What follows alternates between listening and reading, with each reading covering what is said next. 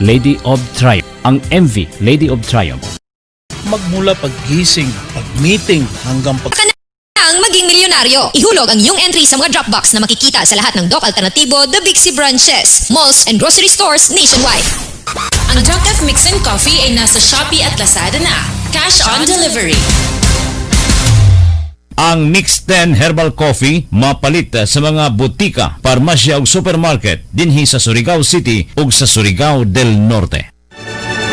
RPN Radio Philippines Network Radyo Ronda DXKS Surigao Member Kapisanan ng mga broadcaster ng Pilipinas. And Sec Martin, tuloy-tuloy po nag-expand yung ating electronic dalaw kasi temporarily suspended po yung visitation sa mga jail facilities natin. Mahalaga po sa BGMP yung papel ng kanilang mga kapamilya, kaya tinutulungan po natin sila na maka-establish pa rin ng pag-uusap, ng kamustahan sa mga jail facilities natin. And yun pong ating telemedicine with support po ng ating Directorate for Health Service at ng Department of Health, nagtutulong-tulong upang matutukan po yung kalagayan ng mga pasyente natin. Sec Martin, yung atin naman pong mga PDL, kapag may COVID-19 like symptoms pa lang, ubo, sipon, naka-isolate na po kagad yan at minomonitor po ng ating mga health personnel. Saan po dinadala ang mga PDLs na nagpo-positibo sa COVID-19 at ano po ang protocols ninyo para hindi kumalat ang COVID-19 sa loob ng mga kulungan? Well, kapag po ang pasyente ay nag-manifest pa lang ng COVID-19 like symptoms, ina-isolate na po natin yan. Ang mabuti pong ginagawa ng ating mga jail facilities, meron po tayong health monitoring sa lahat po ng mga PDL natin. Partikular, yung pong tinatawag na mga vulnerable. Ito po yung may mga pre-medical conditions, yung mga senior citizens. So nakatutok po tayo sa kanila. At ang BGMP naman po nag-establish ng ligtas COVID centers doon sa mga priority areas natin. Ibig sabihin, ito po yung may pinakamaraming kaso. Meron po tayong 6 na na-establish ng mga ligtas COVID centers at doon po natin sila dinadala. Ngayon po, kung severe naman ang symptoms, definitely po, coordinate po natin sa korte para dalhin po sila sa mga hospitals na doon mas matututukan yung kanilang kondisyon. Ang buong pwersa naman po ng BGMP ay mahigpit na nagpapatupad ng mga precautionary measures sa jail facilities natin to prevent the further spread ng COVID-19, lalo na po doon sa mga infected na facilities po natin, which currently around nasa 21 facilities lamang po out of 470 jail facilities. Kaya ito po yung tinututukan ng BGMP na masiguro na ma-zero na po natin in time at yan po ay dahil din sa pagtutulong-tulong ng iba't ibang ahensya ng gobyerno para mag-extend ng tulong po doon sa mga pasyente natin sa mga jail facilities. Paano nyo po ina-address ang problema ng congestion sa mga bilangguan ngayong napaka-importante ng physical distancing para malabanan po ang COVID-19? Well, tama po, Sir Martin. Medyo malaking challenge po talaga yung physical distancing sa mga jail facilities natin, lalo na po dun sa mga congested jails sa mga highly urbanized areas.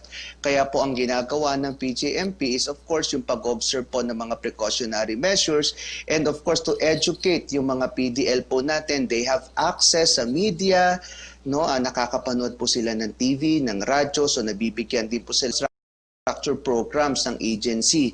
Nagpapasalamat po kami sa national government sa pinakamalaking tulong na na-receive ng agency for the last 3 years. Meron po tayong almost 7 billion para po sa pagpapatayo ng mga karagdagang facilities natin. Unprecedented po yan. At sabi nga po ng aming Chief BGMP sa ating mga regional directors, ito yung tutukan natin para masiguro na hindi lamang ma-decongest yung mga jail facilities natin, matulungan po natin yung ating mga PDL. Kumusta po ang mga BJMP facilities na under construction ngayon? Kailan po ang target completion at paano nyo po ito minomonitor? Well, doon po sa mga priority facilities natin, no, para po sa kaalaman ng publiko, ang ginagawa po ng BJMP hindi lamang siya basta nagtatayo ng mga jail facilities sa mga probinsya o lugar na kung saan merong kailangan itayo ng mga jail facilities. Tinitingnan natin, ano po ba yung pinaka-congested? Doon po ang inuuna natin na mapagtayuan. Ang ating Directorate for Logistics, siya naman ang tumututok sa pakikipag-coordinate sa mga local government units at doon na rin sa mga contractors para ma-fast track po yung pagtapos nito mga proyekto nito. Though we understand, no, in some areas merong unworkable weather conditions, but we have to continue monitoring it. Kasi nga po, Sec Martin, because of the importance ng mga infrastructure projects natin, bumuo po ang BJMP ng National Project Monitoring Team para tumutok, i-monitor po itong mga proyekto na ito, alamin kung ano yung mga concerns para po madali nating ma-address at madali rin po ma-fast track yung pagtapos ng mga proyekto po na ito. And ang ating naman pong mga contractors, continuous po yung coordination natin sa kanila para rin po sila rin mag-effort sila na matapos as scheduled ito pong mga proyekto po na ito. Sinisiguro ang kaligtasan ng mga PDLs laban sa COVID-19. May sapat na supply po ba silang hygiene materials? Ano po ba ang mga hakbang ninyo ukol dito? Well, unang-una po, Sec Martin, tuloy-tuloy po yung pagtutok ng PJMP dito po sa mga pasyente natin, no, sa among our PDLs. We coordinated with Department of Health and doon po sa mga partner agencies natin sa mga pangangailangan, lalo na po sa mga hygiene materials. Meron naman pong pondong nakalaan, no, na ang BJMP para sa mga ito, yung pagbili po ng mga disinfectants kasi continuous po yung disinfection ng mga jail facilities natin at nakikipag-coordinate din po kami, no, sa Department of Health at sa iba pang mga partners natin. In fact, sa kabuuan po, meron po tayong more than 100 million, no, na-receive na rin ng mga donations, no, from different partners para tulungan na rin kami, and both po items and goods ito para masiguro na protektado po yung mga PDL natin. And Sec Martin, doon po sa mga jail facilities natin na may kakayahan, yung ating pong mga PDL mismo, nagtatahi na rin sila ng mga face mask, no, nagpa-fabricate sila ng mga face shields at in fact yung iba po sa kanila nakakapag-extend nga rin ng tulong doon sa kanilang respective communities. Ang mahalaga po dito, nakita natin na sa pagtutulungan po ng iba't ibang ahensya ng gobyerno, matutukan ito pong pangangailangan ng mga persons deprived of liberty natin, malaki po ang naibaba, no, at nabilang ng mga kaso at mataas po yung ating recovery rate. In fact, nasa 80% and meron na lamang po tayo 175 active cases and we're hoping in the coming days wala na pong madagdag at tuloy-tuloy na pong ma-zero natin until fully recovered yung pong ating mga pasyente. Nakaapekto po ba ang COVID-19 situation sa quarantine measures po ng programa po ng BJMP para sa PDLs? At paano po ninyo sinisiguro na patuloy pa rin ng mga ito sa kabila ng mga... Well,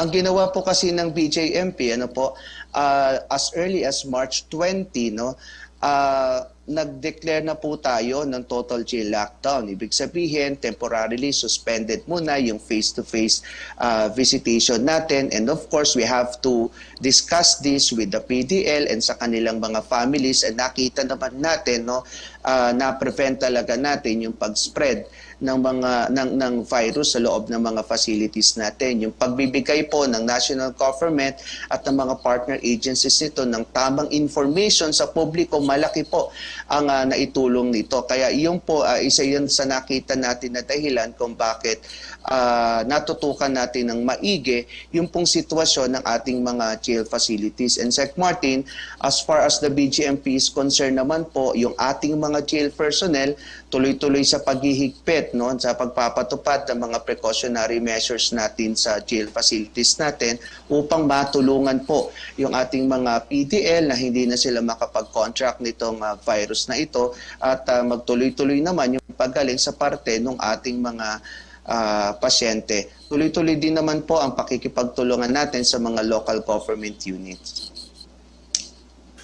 Ano naman po ang mga ginagawa ninyong hakbang para masiguro rin ang safety ng mga jail officers ngayon? May mga nagpositibo po sa kanilang hanay at kumusta po ba ang kalagayan nila? Well, as far as the BGMP officers are concerned, tuloy-tuloy po yung binibigay natin na paalala po sa kanila. In fact, we have issued a series of advisories. No? We have 46 series of COVID-19 advisories para po sa mga personnel natin at PDL upang sila yung manguna, no, sa pagpapakita ng disiplina at ma-prevent natin yung pagdadala ng virus sa loob ng mga jail facilities natin.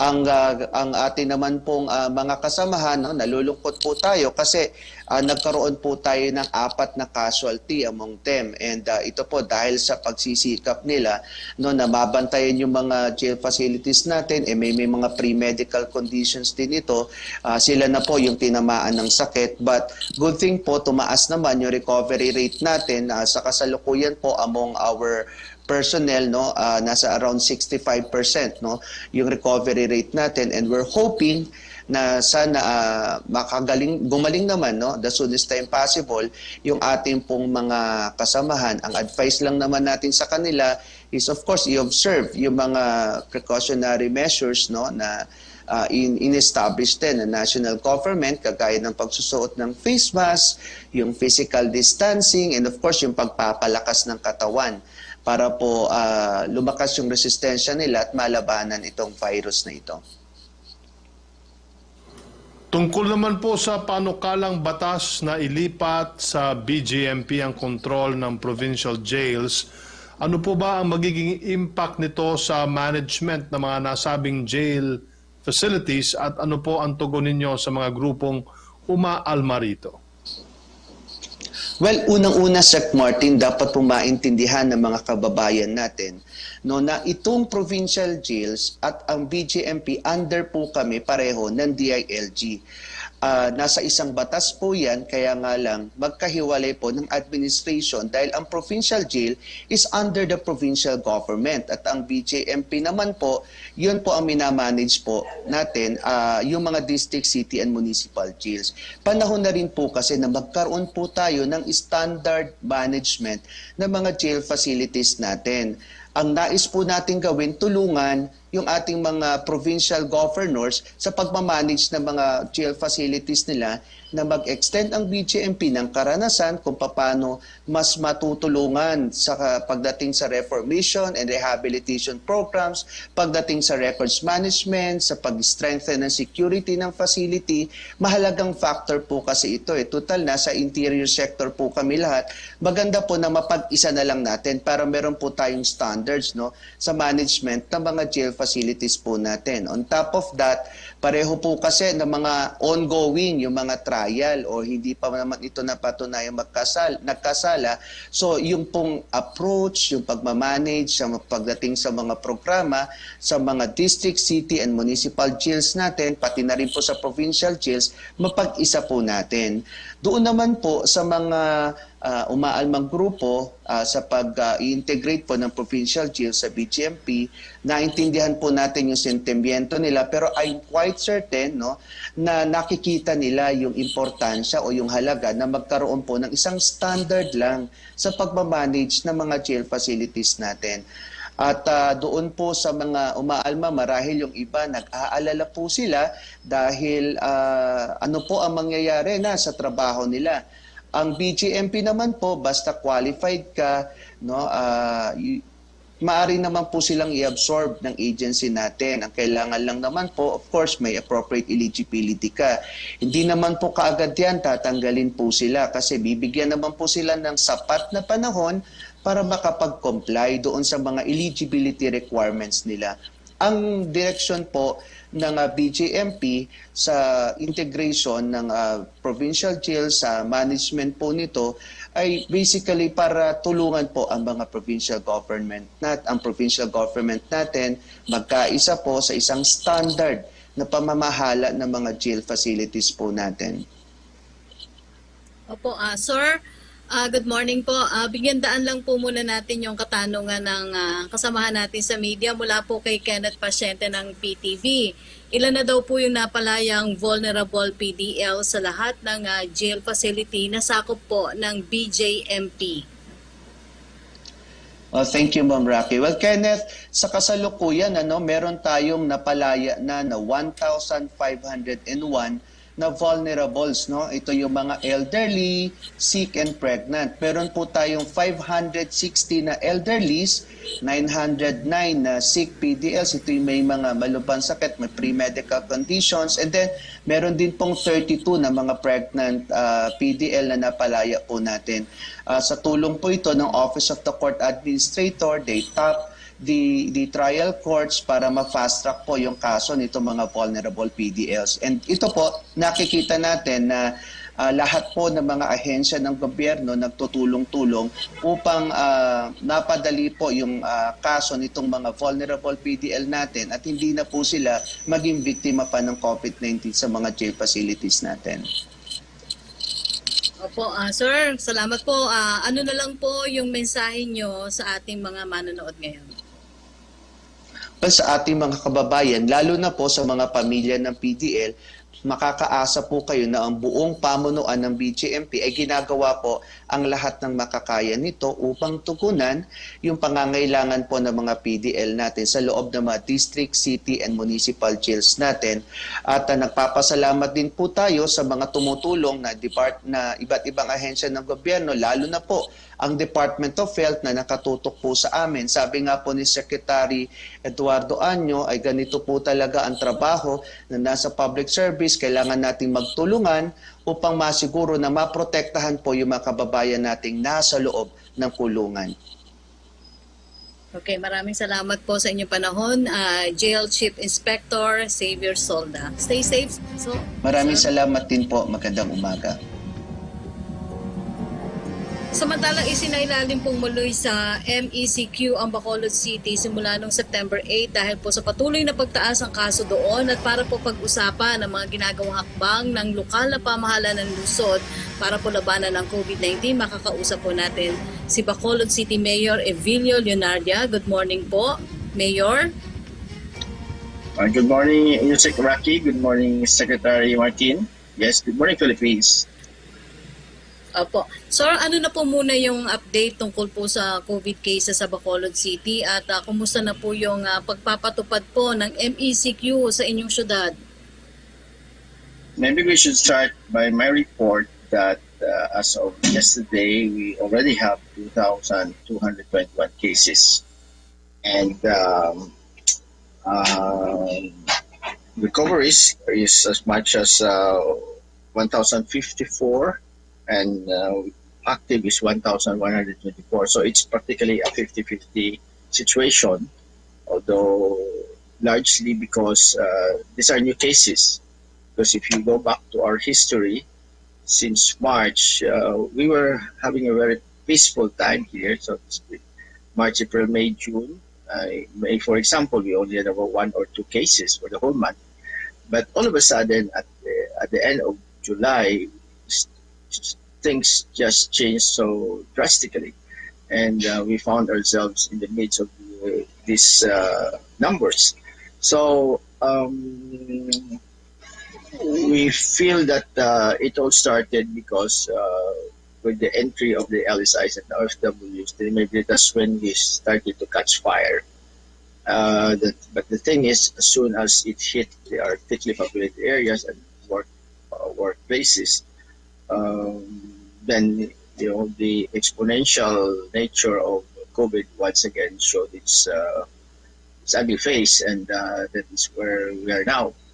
Nevertheless, we are happy that President Rudy Duterte and Senator Bongo responded to our plea for help very, very quickly.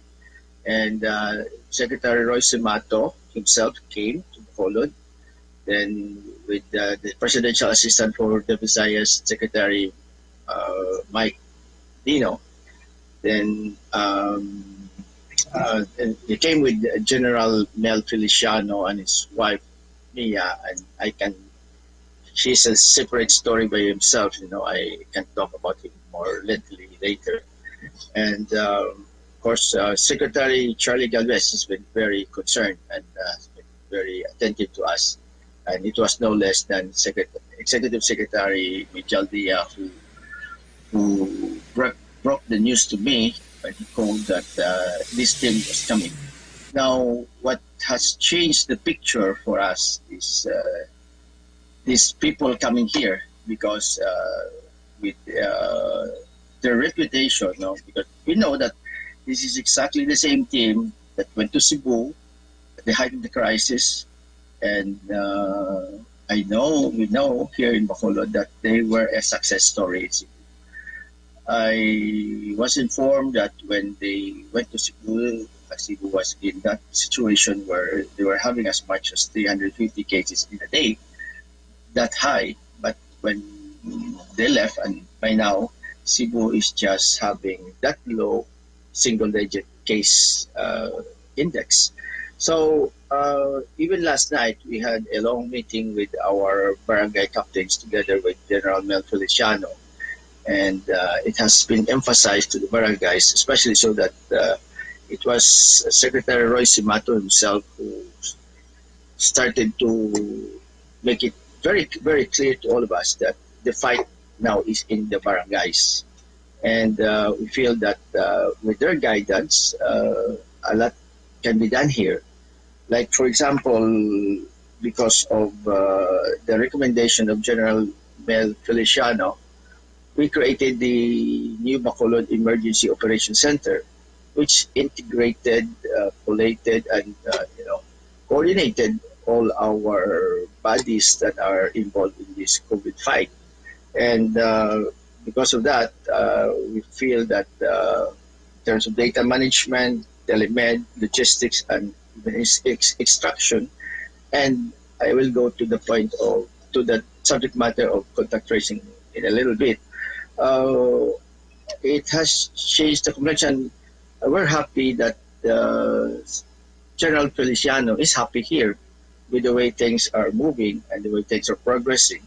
But of course, he was quite optimistic, but I believe should be some kind of a guarded optimism situation, because of course, when General Feliciano last night was explaining to us that this could happen and this could happen, and he was quite optimistic about the situation in Bacolod. We told the barangay captains, of course, themselves, of course, that can happen if we all work together. So overall, we are being guided by these experts, these experienced people, and we are amazed with the dedication and commitment that General Feliciano has given to us. Because every day he crisscrosses Iloilo and Bacolod. He would have his lunch here, go to Iloilo overnight, then come back to Bacolod the following day. And he has been doing that for 2 weeks now. And we're happy that he's happy with what is happening also in Bacolod. So we know that we're facing probably our biggest challenge ever as a city. And yes, we talk about our resiliency as a people, but this is quite a very, very big concern. But we brace ourselves that we will probably have to face the storm. We know that in the end, resilient that we are, we will survive this. And we're just happy, we're inspired that the national government, no less the President, Senator Bongo, and E.S. Miguel Dia, had been very supportive And if we can work together, and with their guidance and with their support, we feel that we have a good chance of beating COVID-19. Opo, Mayor, you said that one of yung major causes po ng pagtaas ng COVID sa lungsod is yung pagdating po ng LSI. So, ano po yung measures na ginawa ng inyong lungsod para po maiwasan po ang pagtaas pa? Well, right now, we are concentrating on contact tracing. And may I share it with the public that no less than the contact tracing czar of the Philippines came here, Mayor Benji Magalong. He talked to those contact tracers who went into a seminar with the people or the personnel of General Mel Feliciano. About 200 of them started that seminar, and according to Mayor Benji, the ideal ratio should be 1:8, or every 800 people in Bacolod there should be one, and that is 787. We've even gotten a number bigger than that, but of course we admit that we must still continue to train so many of them. But what is also what we'd like to appreciate about the efforts of the team that the President has sent out is that Mayor Benji Magalong, after the seminar with the contact tracer, even sat down with us, the city officials, and our meeting and with a lecture from him lasted even beyond midnight the other day. So with a more efficient contact tracing system, and Benji was happy that what he saw before and what he saw now is an improvement. We hope that we will be able to identify where is the virus, and consequently we will be able to contain it, because we had, in fact, a mass testing we did about a week ago, which were really projects of Congressman Benitez and Governor Bong Lacson, and we were able to swab 4,384 of our people, and with a prevalence rate of 12.11%, it meant that 531 were discovered positive. So if you look at our figures of 2,221 now, particularly 1/4 of that is a product of that mass testing. So, of course, people are debating about it, whether that was the right strategy or not, but we believe that we're better off if we know who they are and where they are than having allowed these people to be roaming around the city and doing that harm and damage to all of us. So, Yes. we feel that this is a major consideration, and coupled with our concentration on the barangays, we hope to catch up. Of course, as I said, given that this team of General Feliciano was a success in Cebu, we are quite optimistic that if we can somehow follow most of them, if not all, because of course not everything will be applied. There's what is not a formula that is exactly the same in every place. So we feel that we have a better chance of fighting this now. Okay. Mayor, alam naman po natin na biglaan po daw yung pagpapatupad ng MECQ sa Bacolod City, and allegedly hindi daw po nakapaghanda yung mga residente sa 3-week lockdown. Well, so how did you address this, Mayor? Okay. Actually, for quite some time, the doctors, particularly the infectious disease doctors in Bacolod, had been asking for what they call a timeout. Some of them were asking for ECQ, and it went up to the level of the president and the IATF. Some of them were asking for MECQ. And so as a result of a series of meetings we had, long meetings at that, there were meetings that lasted 5, 6, 7 hours, together with not only our city officials, but the church leaders. our business community, our malls, so on. We had already decided beforehand that we should institute our own, should we call our own local initiatives to strengthen our restrictions. And uh, before that proclamation came, we were able to pass an ordinance in Bacolod that instituted the HQP, or the home quarantine system. Now, and the other one is the border control. Now, the home quarantine system is patterned after that HQP system we had when we had PCQ. But to further substantially cut the number of people around the city, the rule is we will only allow one in every household. And not only that, we are also having that odd even scheme, which means that if your number ends with which is odd, then you can only leave your residence Monday, Wednesday, Friday. If you're even, then you are allowed Thursday, Tuesday, Thursday, and Saturday, and every Sunday. We call it a lockdown Sunday. We had lockdown Sundays before, especially during the ECQ times, and every time we hold lockdown Sunday, it's really Bacolod is turned into a ghost town. And even last Sunday again, we did it, and people cooperated. So with the support and cooperation of people, of course, we know that we still have to continue to intensify this. And in fact, this is one of the subject matters we thoroughly discussed last night together with the barangay captains, is what police presence or even the presence of the army, because we feel that we still have to tighten the implementation of our minimal health protocols.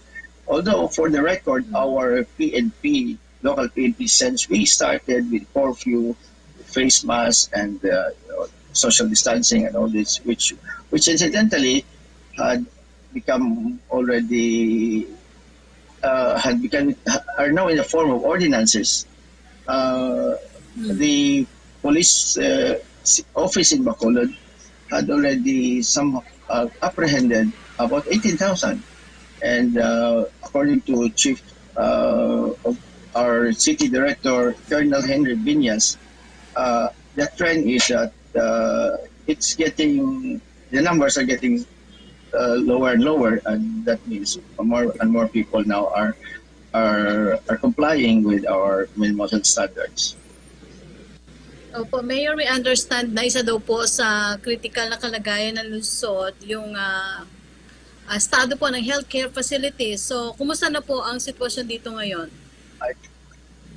Okay. May I just go back a little bit to your question? I forgot to say that actually in this particular case, we were used to that system where we were being informed about our quarantine status on a 15-day basis.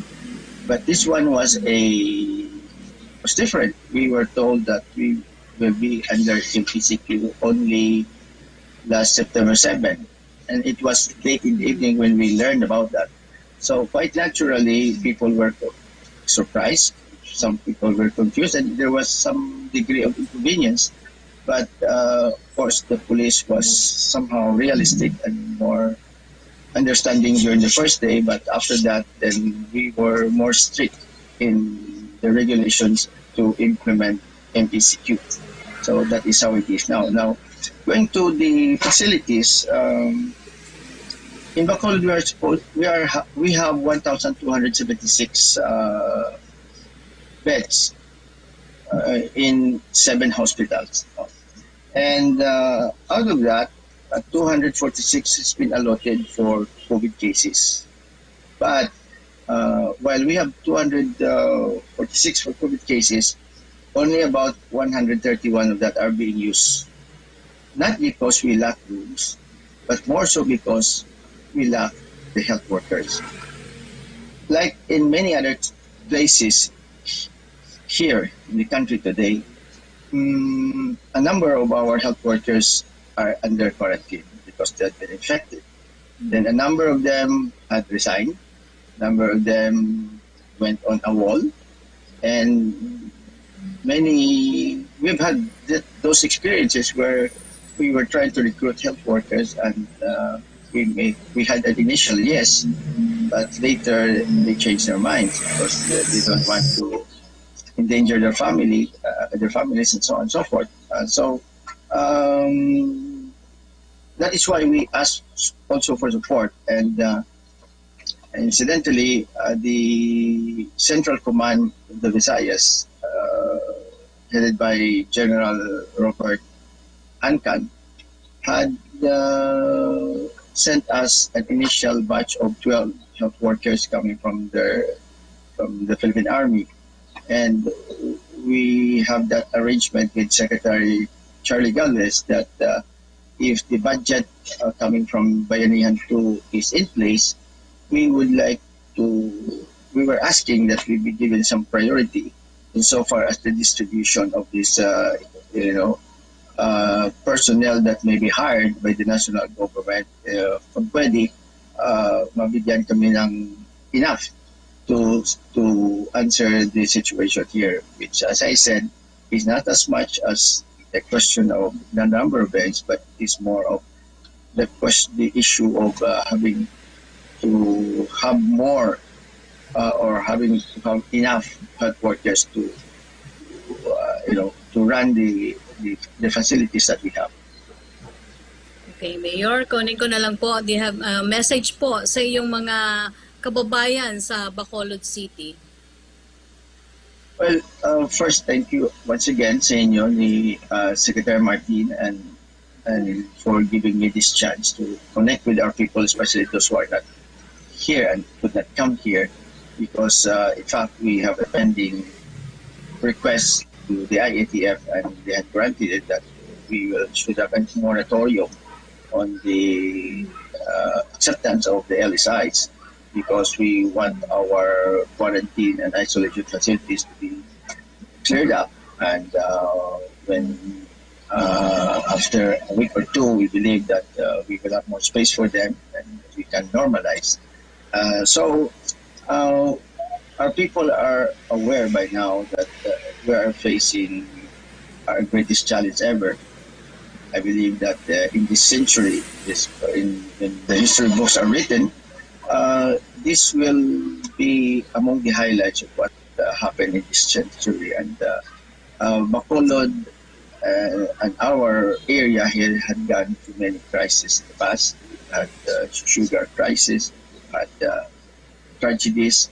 But even if you come to think about it, even our Mascara Festival is a product of our resiliency as a people. So we believe that all this will also pass.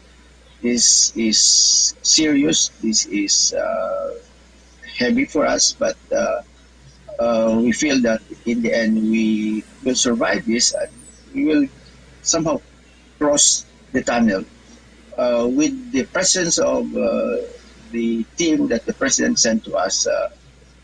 We feel that we have seen the light at the end of the tunnel, but of course it's a question of when do we get there.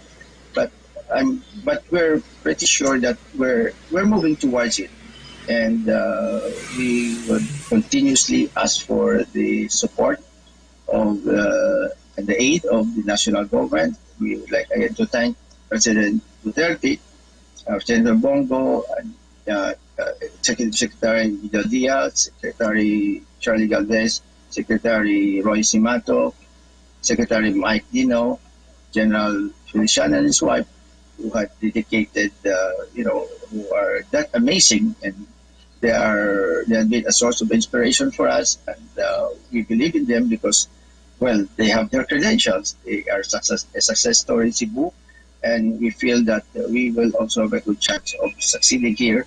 And in the end, the people of Bacolod will always be resilient, and we know in the end we will survive.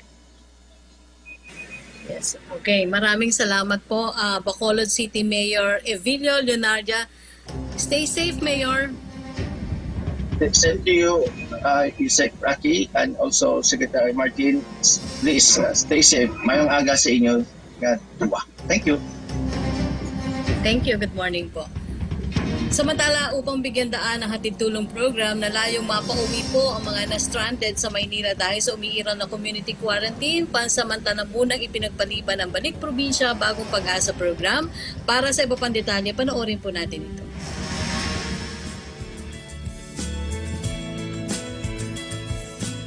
Upang mabigyan ng pangmatagalang tulong ang ating mga kababayang nais magbalik probinsya at makapagsimulang muli, pinagtibay ni Pangulong Duterte ang Executive Order No. 114 o ang Balik Probinsya Bagong Pag-asa Program.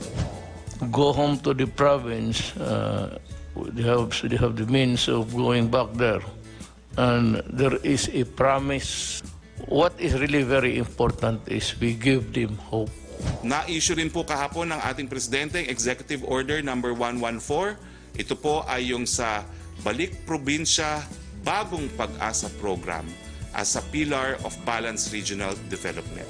Noong ika-20 ng Mayo, ang programa ay matagumpay na nakapagpauwi na ng mahigit 100 residente pabalik ng Leyte na inaasahang darami pa.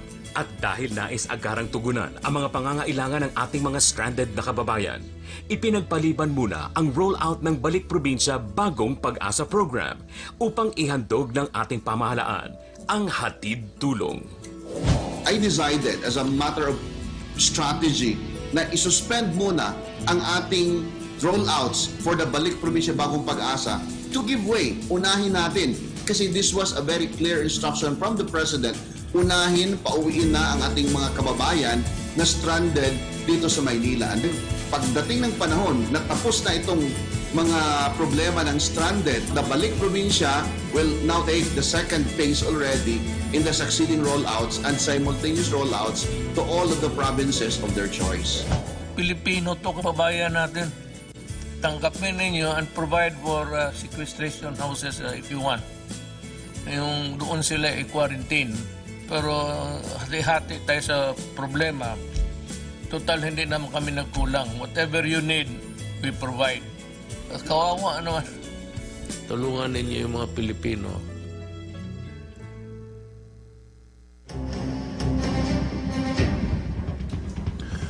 Punta naman natin si Breves Bulsao mula sa PTV Cordillera. Yes, magandang umaga, Secretary at Usec. Ngayong buwan ay kinikinala ang mga guro sa kanilang dedikasyon sa kanilang mga trabaho. Dito naman sa probinsya ng Benguet, inalam ng PTV Cordillera ang dedikasyon na ginagawa ng mga guro upang mai-prepare ang kanilang mga modules sa ibang blended learning or sa blended learning na kanilang ipapatupad. Sa Alejo Pacalso Memorial National High School, naabutan namin ang mga guro na puspusang nagsasaayos at nag-iimprenta ng mga modules. Ayon sa mga guro, hindi nila alintana ang pag-o-overtime dahil trabaho nila na magpuyat para sa mga bata. Tapos man sila sa ilang kagamitan gaya ng iisang photocopier machine na kanilang ginagamit at ipinakumpuni dahil minsan nang nasira dahil sa tuloy-tuloy na pag-imprenta sa first at second week na gagamiting modules.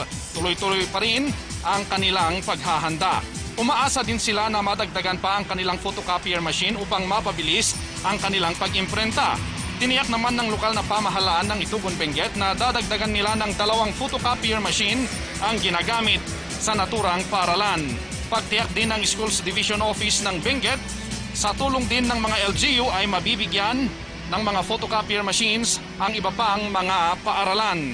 Hiling lang ng mga guro sa mga magulang ay makipagtulungan sila upang maibigay man lang ang dekalidad na edukasyon ngayong blended learning ang kanilang gagamiting estilo sa pagtuturo sa mga bata. Yan ang balita, Breves Bulsao para sa Bayan. Maraming salamat, Breves Bulsao.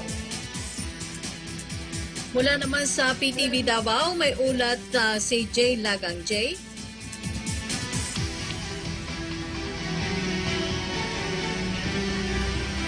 Magandang araw, Usec Rocky, at Aljo, magandang matapos nga ang 6 na buwan na temporaryong pagpapasara dahil sa banta ng COVID-19 ay muli nang bubuksan sa limitadong bilang ng mga Davaoenyo at mga turista ang sikat na Rojas Night Market dito sa Davao City simula bukas. Ngayong umaga nga ay sinimula na ng mga kawani ng lokal na pamahalaan ng Davao ang preparasyon gaya ng paglalagay ng mga markings sa mga upuan kung saan ay ginamitan nila ng tape measure upang masiguro na masunod ang tamang distansya. May markings na rin ang mismong kalsada at nilagyan na rin ng barikada ang area kung saan pupwesto ang mga vendors. Meron na rin mga portable hand washing facility at linya ng tubig dito upang masiguro na masunod ang hand washing protocol. Ipapatupad din ng Davao City Police Office dito ang one entrance, one exit policy at maging ang mga nakasanayan na ng mga security measures kagaya ng no backpack policy, ang bawal na pagdadala ng non-transparent water containers at ang pagsusot ng jacket. May mga nakapalibot na rin dito na CCTV. Maliban sa security forces na magbabantay sa area ay magtatalaga rin ng mga personahe mula sa City Health Office at Civil Security Unit na naatasan para sa contact tracing. Nasa 80 katao lang kada araw ang papahintulutang makapasok sa Rojas Night Market at nasa 60 na mga food at ready-to-wear stalls lamang din muna ang papayagang maka-operate upang masiguro na hindi ito maging dahilan ng transmission ng COVID-19. Bukas ang night market mula alas 5 ng hapon hanggang alas 11 ng gabi. Samantala, Usec Araki dun sa mga gustong pumunta dito sa pagbubukas muli ng Rojas Night Market sa Davao City bukas ng gabi ay pinaalalahanan din ng mga otoridad yung mga night market goers na magdala sila ng kanilang identification card or ID at kinakailangan din nilang magsuot ng face mask at face shield maliban na lamang sa panahon na kakain sila upang masiguro na protektado pa rin sila sa nagpapatuloy na banta ng COVID-19. At yan muna ang latest mula dito sa Davao City. Jay Lagang para sa Bayan. Maraming salamat sa iyo, Jay Lagang ng PTV Davao. Mula sa PTV Davao, magtuko naman tayo sa PTV Cebu. May ulat po si John Roa. Secretary Martin sa kauna-unahang pagkakataon nagbigay ng pahayag si Cebu Governor Dwayne Garcia hinggil sa inilabas na cease and desist order sa kontrobersyal na Dolomite White Sand shipment para sa rehabilitasyon sa Manila Bay. Garcia, hindi niya kinansila ang buong operasyon ng mining at mineral processing firm sa Alcoy, Cebu. Kasunod ng kanyang pagpapalabas ng cease and desist order para sa Dolomite shipments mula Alcoy, Cebu papuntang Maynila kung saan gagamitin para sa rehabilitasyon sa Manila Bay. Hindi raw saklaw ng Mineral Production Sharing Agreement ang pagkuha at pagbebenta ng Dolomite sa lokal na merkado bilang halili sa buhangin at graba. Ayon kay Garcia, sa ilalim ng kasunduan, tanging ang pagkuha at pag-export ng Dolomite bilang sangkap sa mga produksyon gaya ng salamin at bakal ang pinapayagan. Ang akong gipaundang cease and desist mao kining paghatag og lugway, paghatag og permit nga mamaligya sila kining PMSC locally, domestically. Nababahala rin ang Cebu Provincial Government sa posibleng masamang epekto ng labis na pagkuha ng Dolomite. Ayon sa isang environmental lawyer, tumaas ang extraction ng Dolomite sa Cebu kasunod ang pagbebenta nito bilang halili sa buhangin at graba. Hindi rin daw ito sakop ng environmental rehabilitation ng kumpanya. Dili na nimi pang-export, pang-filling na siya material, quarry resources na siya. So necessarily, dako ni siya epekto sa local ecosystem. Unsay impact ani? Unsay mahitabo kay kani volume ni nga dili wala ma-anticipate, wala ni ma-appeal sa ilang work plan. We have to be proactive. Binigyang diin ni Garcia ang nangyari sa Naga landslide noong 2018 na ikinasawi ng 70 katao dahil sa kapabayaan. Samantala, Secretary Martin, pinag-aaralan pa ngayon ng lalawigan kung ano ang magiging tugon nito sa naturang kumpanya. Samantala, sa huling tala naman ng Department of Health sa Cebu Province, nasa 588 na ang active cases at halos 4,000 recoveries na. Habang ang Cebu City ay nakapagtala naman ng 387 na active cases at halos 9,000 recoveries. Nanukad gikan diri sa Subo, John Arua para sa Bayan.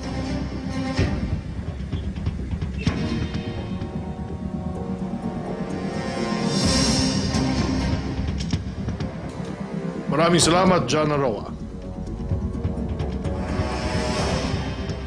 Samantala, dumako naman tayo sa update kaugnay sa COVID-19 cases sa buong bansa. Base po sa tala ng Department of Health, as of September 10, 2020, umabot na po sa 248,947 ang total number of confirmed cases. Naitala ang 3,821 new COVID-19 cases. Naitala rin kahapon ng 80 na katao po na nasawi, kaya umabot na sa 4,066 cases ang kabuang bilang ng COVID-19 deaths sa ating bansa. Ngunit patuloy rin naman ang pagdami ng mga nakaka-recover na umakyat na sa 186,058 with 563 new recoveries recorded as of yesterday.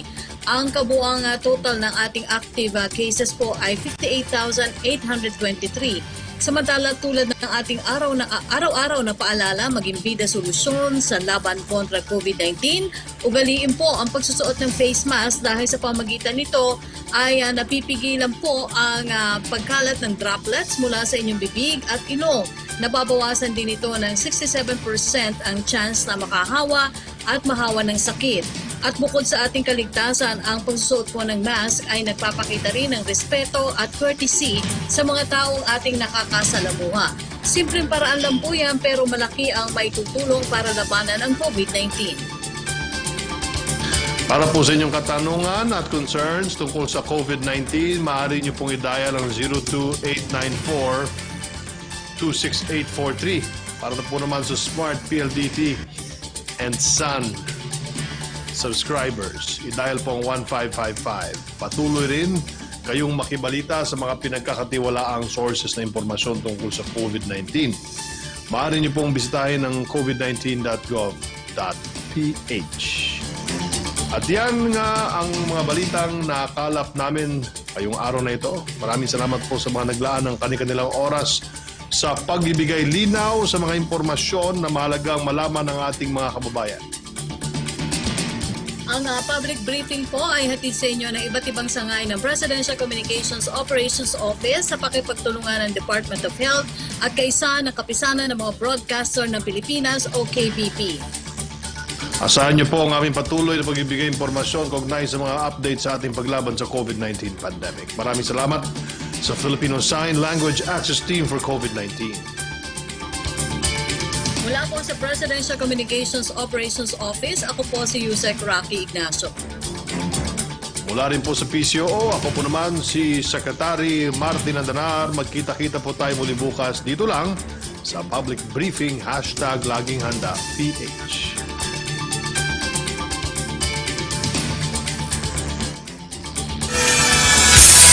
Kini ang sibyaanan